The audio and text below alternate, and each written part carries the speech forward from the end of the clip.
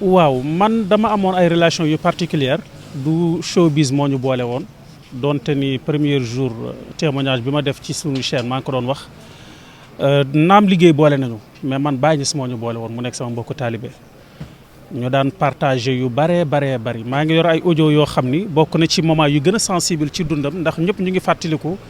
daanaka daaw wala daaw jéeg amoon na moment bu difficile boo xam ne dund na ko ci réseau yi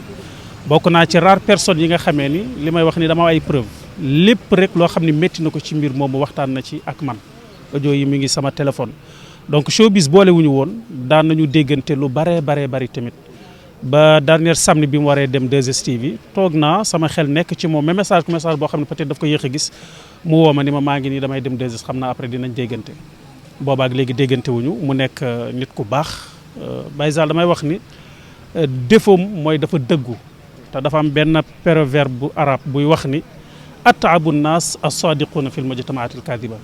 dinañu dem ba société toll foo xam ne ñi gën a dëggu ñooy nekk nit ñi ñu gën a détesté ñooy nekk nit ñi gën a sonn donc moom ku ko xam-xam ne ku sincère la woon daawul waxantu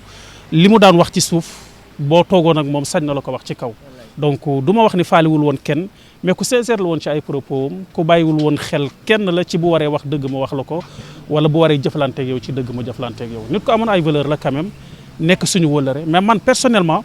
Baye Niass Maolana Cheikh Ibrahima Niass moo ñu boole ndax dañoo bokk sëriñ.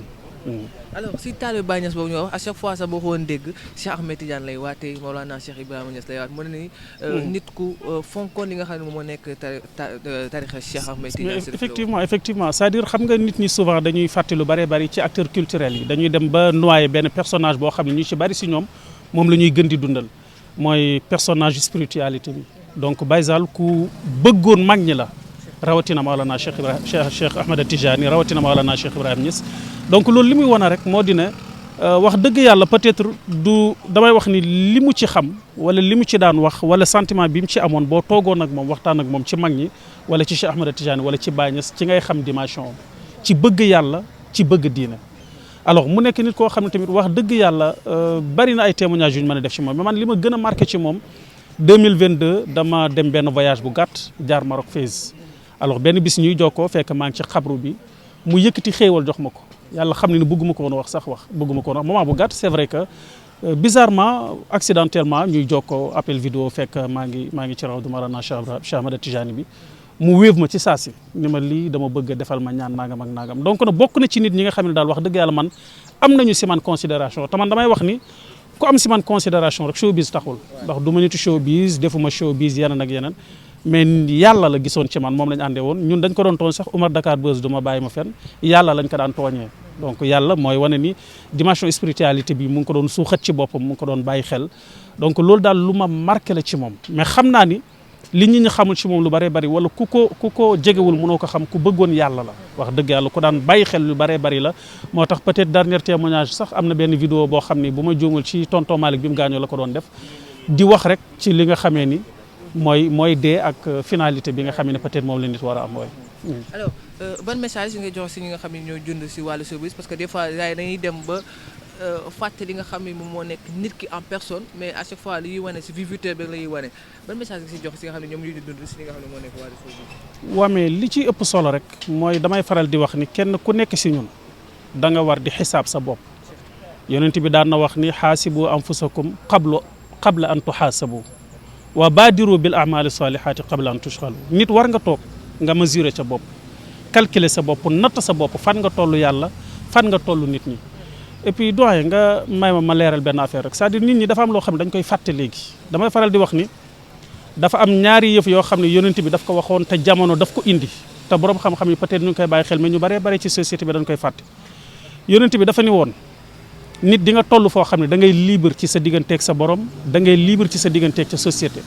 ñu ne ko ban moment la mu ne boo demee ba amatoo kersa ida lam tastaxyi fasna ma shi'ta boo demee ba mënatoo rus dara taxaw si penc mi saaga ndey taxaw si penc mi wax lu ñaaw ci nit kuy dund waxuma la ak nit ku dee taxaw ci penc xam nit safaan ba wax ko sa waay foofu kersa nekkatu fa te kooku nag yàlla considéré tu la société bi aussi évidemment waruñu la considéré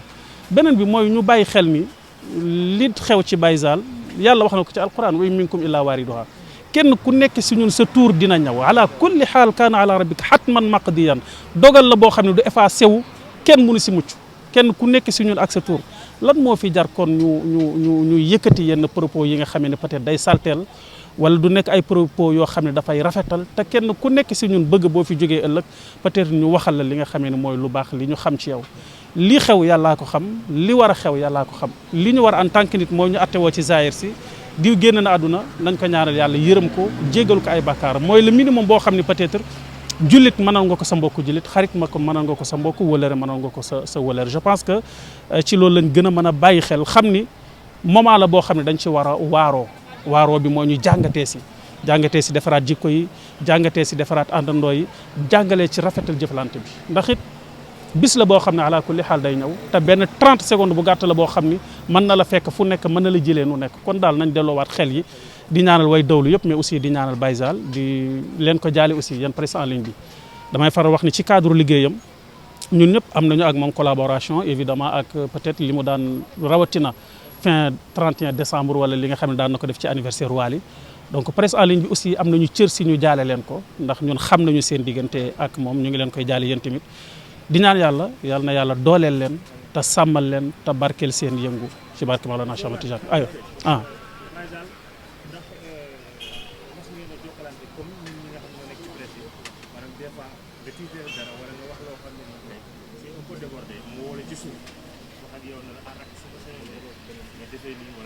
mais bien sûr man maa ngi koy wax donte ne waxuma ko ci média mais barki dem rek maa ngi koy wax benn xaritam bokk na ci rare personnes yi nga xam ne léeg-léeg bu ma toogoon sax naan ko non grand man showbiz daf may sonal rek du sama mbir bokk na ci rare personnes yi nga xam ne dañ ma daan conseil li may wax yëpp audio yaa ngi fi dañ daan déggante ci yu bari vraiment c'est un ami mais nag Baye Niass moo ñu boole dama daan tollu moment boo xam ne damay bëgg reculer moo may woo ci yu bëree bëri beneen bi choix bi mu amoon ci man ba lu bëree bëri ci ay sorties médiatiques am mu koy defee ci man donc loolu rek c'est quelque chose dafay wane ne peut-être am nañu relation bu soudée mais li may wax rek li ci ëpp solo jamono bi léeg-léeg day am nga poser question wala nga def titrage wala nga jël nit daf may arrivé ne ma jël nit mu ne ma non ak sa image defal nii nangam ak nangam wàññil donc c'est quelque chose koo xam ne ku ko xam rek xam nga ni nit ku mënoon conseiller nit la ku mënoon a encourager nit la rawatina bu fekkee miin na la donc loolu yàlla def na vraiment ñu seqoon ko ak moom te li may wax ni j'ai des témoins damay wax ni bi mu yëf yi amee rek dama def benn témoignage sama site ni ñun ñoo perte wax dëgg yàlla ku xam seen buzz je parle pas de moi mais xam nga suñu relation ak Baye Zal waxuma loolu je peux pas dire sortie médiatique yi muy def mais yàlla daf ñu boole woon quand même ñu nekk ay xarit ci lu bari aussi ñu ko daan partager vraiment waaw merci beaucoup frère allez merci beaucoup à la prochaine jaajëf ma yàgg fekkee aussi muy jël ay bésu ndaanaan yoo xam ne da daan jël alalam sax di si sonn ndax bési di jag mu yàgg sonn si ay nit yoo xam ne amaana tey jii nii xaaruloon si ñoom dara mais seen réussite rek la doon xaar maa ngi fàttaliku benn anecdote boo xam ne c'était en 2018 ñi am si lu ñu ànd xam nga muy sonn si mbir moomu noonu si laa xamee ne doomu aadama gënul jëmm jooju noonu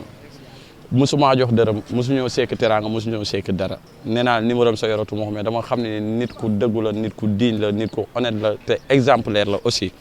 si dëkk bi rawatina si showbiz bi ñu doon dund aussi ñun ñëpp tey jii nii kaddu yi boo leen déggee ñuy waxtaanee kaddu yi lii exemplaire la saa su ne yàlla jël li nga xam ne ñëpp nañ xalaat mën naa ne wala mënul nekk te saa su ne ñu ngi gën a dëgërante bopp du noonu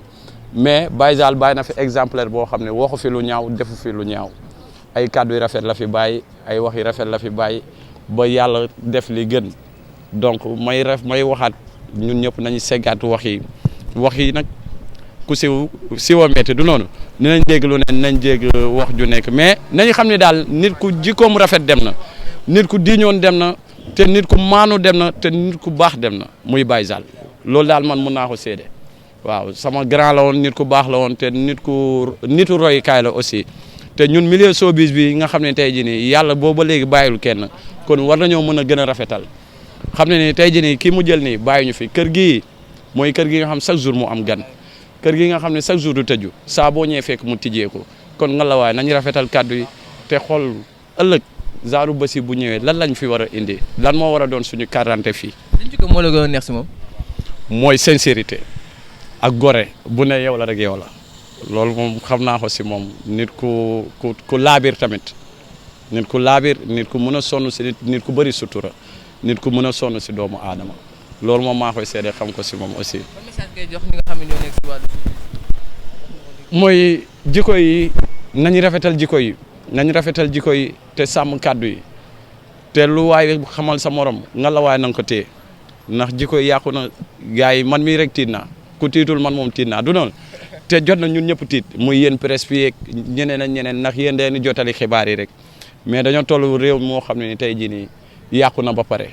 ndax ku nekk sa bopp ngay fàttaliku fàtte suñu borom mi nga xam moo ñu sàkk te jox ñu ay ndigalam ñi am ay waajur ku nekk am say baax yi nga xam te war nga exploiter tey famille bi nga bokk te war nga baaxal famille bu nga bokk pour ëllëg kàddu yi rafet yi mën a jëw sa kaw mais tey Baye Zale mii ñu tëral fii wóor na ma ne tey muy si lu sedd parce que seede yëpp benn la mooy ku baax la ku diñ la bàyyi fi lu ñaaw waxu fi lu ñaaw loolu moom vraiment c'est à saluer quoi te di ko masawu famille am tamit di ko masawu sénégalais yëpp ndax Baye Zale sonn na ni si nit ku ne sonn na si artiste bu ne donc bu may wax tamit damay wax à cause si lu may dund muy dund ni showbiz mooy du Wally kese ko moom du Sidi Diop kese ko moom du keneen ak keneen ko moom ñëpp a ko bokk ndax ñëpp la yemale woon te ñëpp la yéene woon loolu laa amoon si lu may wax di ko jaalewaat waa Guédiawaye ak waa Sénégal yëpp quoi merci beaucoup.